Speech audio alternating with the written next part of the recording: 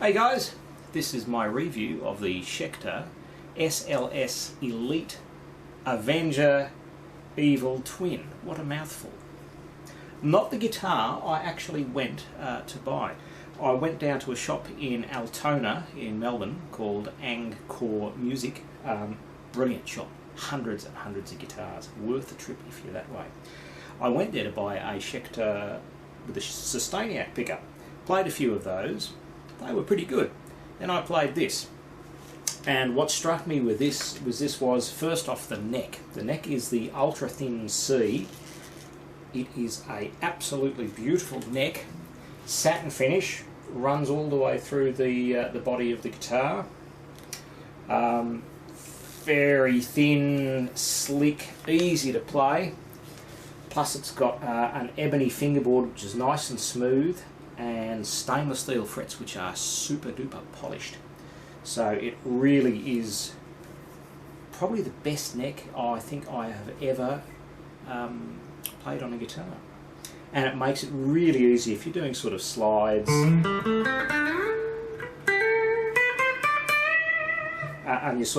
you're getting up and down the neck a bit, and it just makes it far more likely I'll land on the right note instead of the wrong one, which I do plenty of.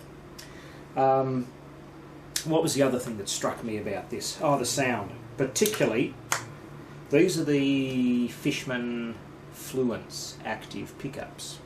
I've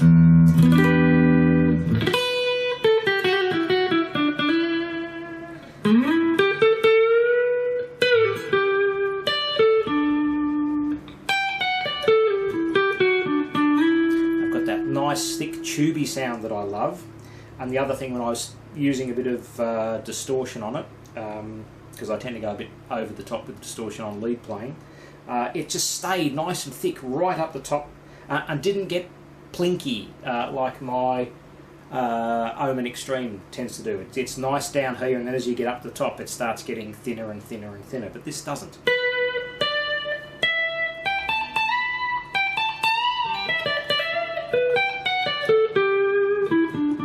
Stays that nice creamy.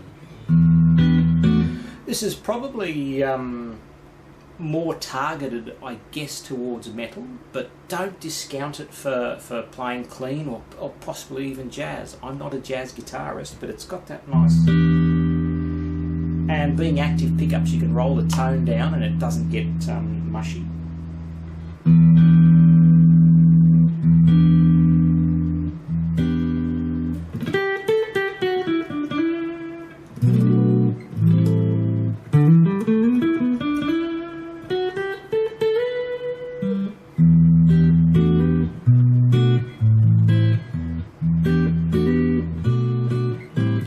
The pickups, I love the neck pickup in this. Not entirely convinced about the bridge pickup, but they're both splittable. I do the splittable in brackets because you don't actually split them, but they have a second voice, which is a little bit akin to a single coil or an active pickups version of a single coil. So that's the neck pickup.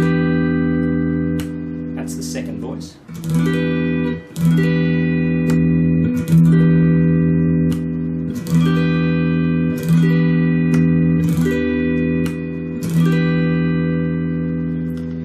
If I go to the mid, you've got volume and tone, both quite usable with the active electronics. Normally, if I turn the volume or tone control on a normal guitar, it starts sounding like that.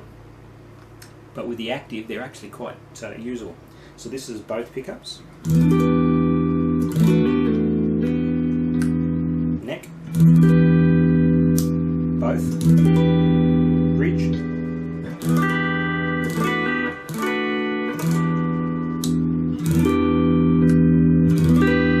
It seems to be a lot more output on the neck than the bridge, which is a little odd, but use the second voice on either pickup, which gives you, I think, 8 different combinations.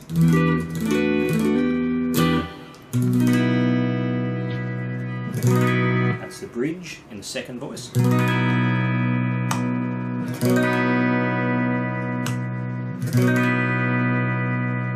So yeah, lots of combinations, very versatile, particularly as you can wind that tone back and get nice. And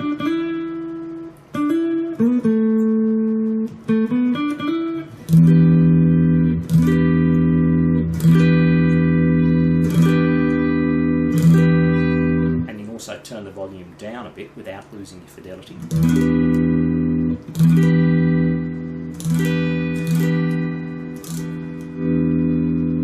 So yeah, best neck I've ever played. Love the sound of it. There's lots of sustain for my ears.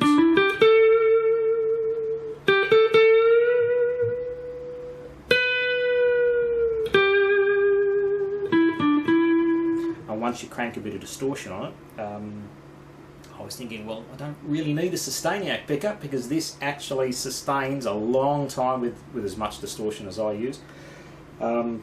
Plus with a sustaniac, once you switch it on, you're limited to just the bridge pickup, which is sort of okay for most lead, but if I want to do clean stuff, it doesn't really work for what I do.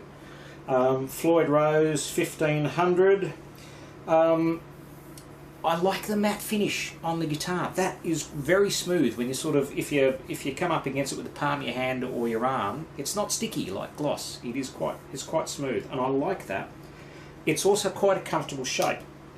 There is a strap button that pokes out the wrong way on here, but it's far enough forward not to get in my way. So that actually, with the cutaway there on the contour, that actually sits in the body quite nicely. So it's quite comfortable to sit there and play. Even though it's not a particularly practical design, it's quite long on the headstock. That sits up much further than a Strat, so it won't fit in your Strat case. Probably won't fit in a Les Paul case either. So if you want a hard case, you'll possibly have to buy the actual Schecter hard case for it, which is pretty expensive. And it also won't sit in a normal stand because of the weird bum shape on it. So I got one of those ultimate lock stands that hang it, and it just sits on the. It sits in that quite nicely. Is that still in? I don't know if you can still see that. Hopefully that's still in the shot. I'm just playing to suit a little Yamaha THR30. Great little amp, not a heap of bass because it's only got tiny speakers, but it's okay. Distorted tones. That's the bridge. Second voice on the bridge.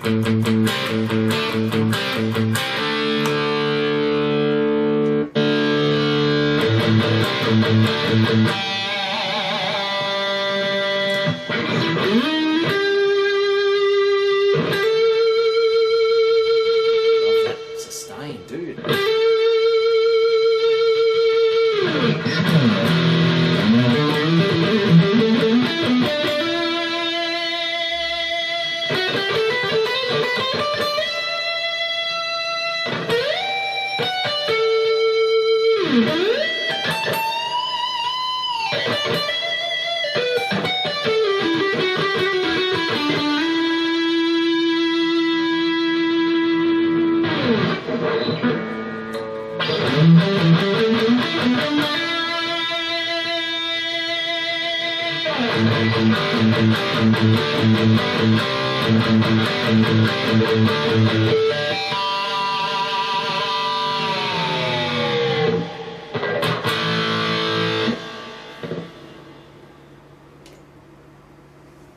So, my take on that, absolutely fabulous guitar. I love it. I didn't intend to buy this one, but after I played it, it just said, this is the one. Machine heads, nicest machine heads I've ever used. They're Grovers. They are smooth as silk. One downside, the locking nut on this, I actually took that off and took it into the shed and took some sandpaper to it, some wet and dry, and filed off those corners. Those corners are sharp enough to hurt if you hit them.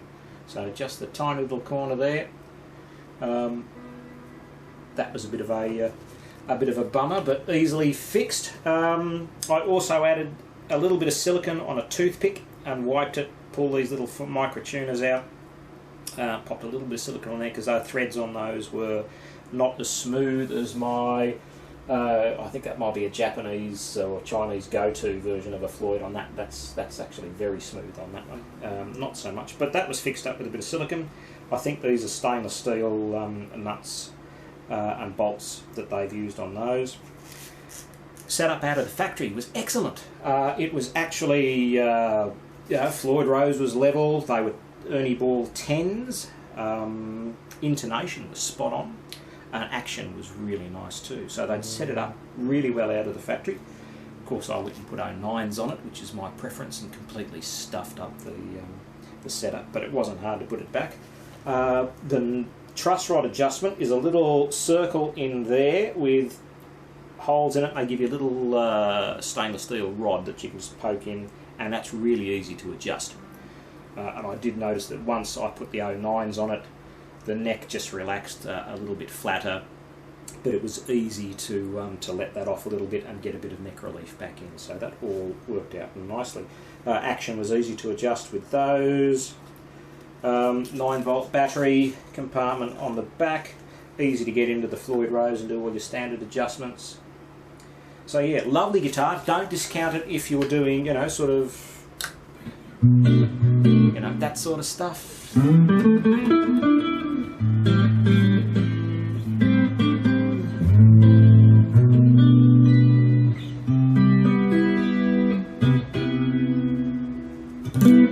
Yeah, nice sustain.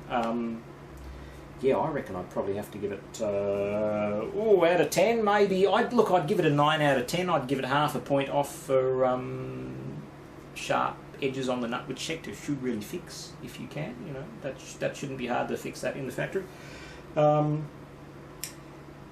Threads on those could be a little bit smoother, and it's an odd, impractical shape. And whether you like the black, as I say, it wasn't my first choice of colours and shape and stuff, but it works. It's comfortable, it's nice, it's good under there, you know, it's top guitar. I love it. I love it. So yeah, there you go. That's the SLS Elite Avenger as the style, an evil twin, which I think is because it's black and it's got twin humbuckers on it, I think. Yeah, check it out. Good stuff. Oh, and hey, by the way, have you strung these Floyd Rose setups with a ball in the back? So thread the string in from the machine heads. I haven't done this yet. I've seen Steve Vai's Guitar Tech do it on a video. Runs the string in from there, pulls it up against the, so the ball comes up against there, cuts it off about there, threads it in, and half a turn and you're in tune. If you've done that, let me know what you think. I think I've heard some people say it can damage the machine head. I've never seen a damaged machine head, and I don't know if anyone's ever actually said, yes, I damaged my machine head doing it, but let me know if you've had any experiences, good or bad, with threading the thing in backwards. Alright, cheers guys!